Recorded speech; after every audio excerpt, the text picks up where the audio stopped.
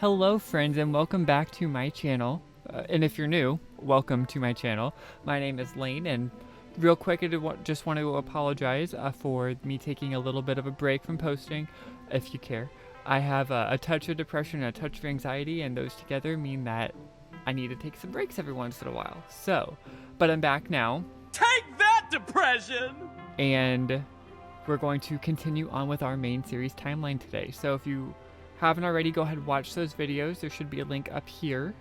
And we've already covered the main series, the Ranger series, the Coliseum series, the Stadium series, the Mystery Dungeon series, and today we're actually going to go ahead and continue on with two games that actually aren't a part of a series of side games, that being Pokémon Conquest and the application known as the Dream Radar. So here's what we have as our current timeline.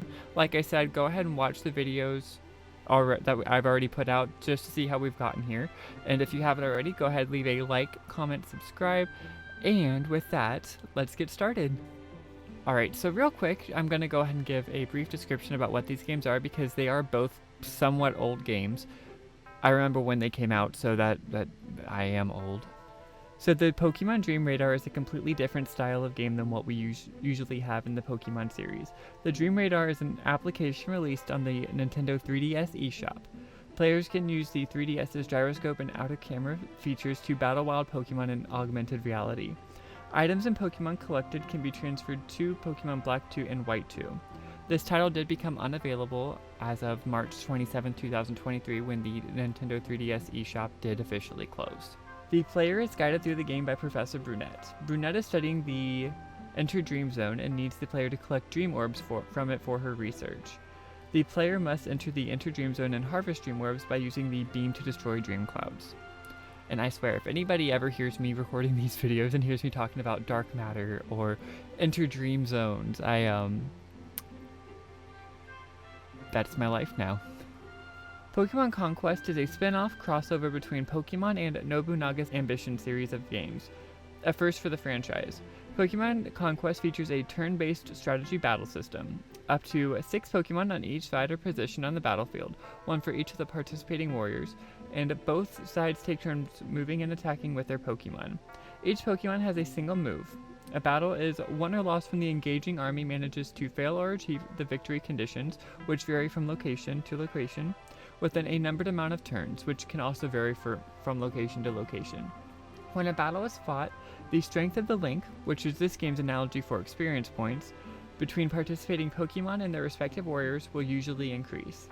Battles can be fought in the wild Pokemon Kingdom locations or against other kingdoms, which are conquered upon victory. Free warriors, including warlords, can be recruited to the player's army if they are defeated in a way that meets one of the several recruitment criteria. Legend has it that the one who will be able to conquer all 17 kingdoms of the Rancy region will bring the return of the region's creator. Players begin in the story known as the Legend of Rancy. The player, as either the hero or heroine, starts off in the nation of Aurora with the partner Pokemon, Eevee, having just become the most recent warlord. So to start this off, I'm going to talk about the Dream Radar, which I kind of didn't even want to include in the first place just because it's very different from what we're used to in the Pokemon games.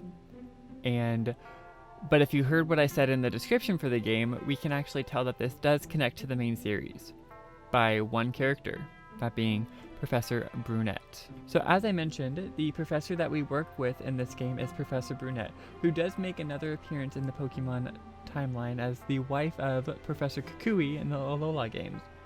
She does not appear to have aged either way between these two appearances though, and does not mention her time in either of these games. So this isn't a ton of information for us to go off of. However, the fact that she does have a tan in her most recent appearance in Alola implies that she moved back to this region and has been here since. So from this we can conclude that the events of the Dream Radar happened before the events in Alola. So in the spectrum of where this game could happen, we do have an endpoint, with that being somewhere before the events of Alola, but we don't really have any place for before that. If we look at the dialogue from Professor Brunette in the Dream Radar, she mentions a familiar name, that being the Verbank City gym leader, Roxy. She says this: "Your friend is in the Unova region, right? I hear there's a gym leader there called Roxy. She's really tough, but I guess when it comes down to it, I'm a researcher, not a battler." So given what we know from the games, Roxy was not recognized as one of the official 8 gym leaders in the Unova region until Black 2 and White 2 or slightly before that. And this is seen in the changes in the badge gate from Black and White to Black 2 and White 2. Her badge is not present here until the sequel games. So we know that this game needs to take place sometime in between Black 2 and White 2 or before the Alola games. However, I think we can actually place this game at the exact time as Black 2 and White 2.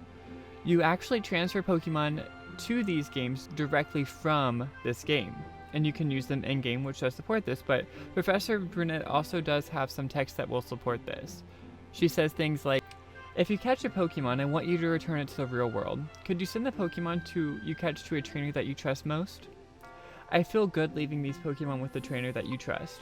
Have you tried sending them research data yet? I can't wait to hear about the adventures those Pokemon have. With us knowing that these Pokemon end up with the player of Black 2 and White 2, it seems that Professor Brunette is saying that these two players have a very close bond of friendship, which gives us more evidence that these games are happening at the same time. So I will be placing the Dream Radar at the same time of Black 2 and White 2. Now next we're going to discuss Pokémon Conquest. Now, this game's actually a little bit more difficult to place. I mean, actually, it's not difficult to place in the timeline, but it's difficult to find any supporting evidence that actually connects it to our main timeline, making it a canonical game in this series. But I think I got it. So the setting of this game is in the Rancy region, happening in the time period before any game that we have seen so far, including Legends Arceus. We can tell this based on the fact that they are still in a period of warlords and warriors, and not quite a societal system, and there's no Pokeballs in existence, including the ones that were made of apricots that we see in the Legends games. How far ahead is kinda hard to say.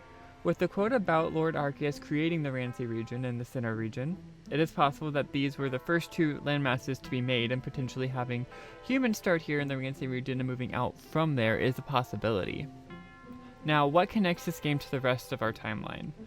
Well, let's look at Nobunaga's 3 perfect partners, that being Hydreigon, Zekrom, and a shiny Rayquaza. In 2012, there was an event in Black and White where there was a shiny Rayquaza being distributed. This distributed Pokemon was labeled as Nobunaga's Black Rayquaza, having come from a, quote, faraway place. Now, I might be gasping at straws here, which, what else is new? But canonically, how many shiny Rayquazas are there in the Pokemon world?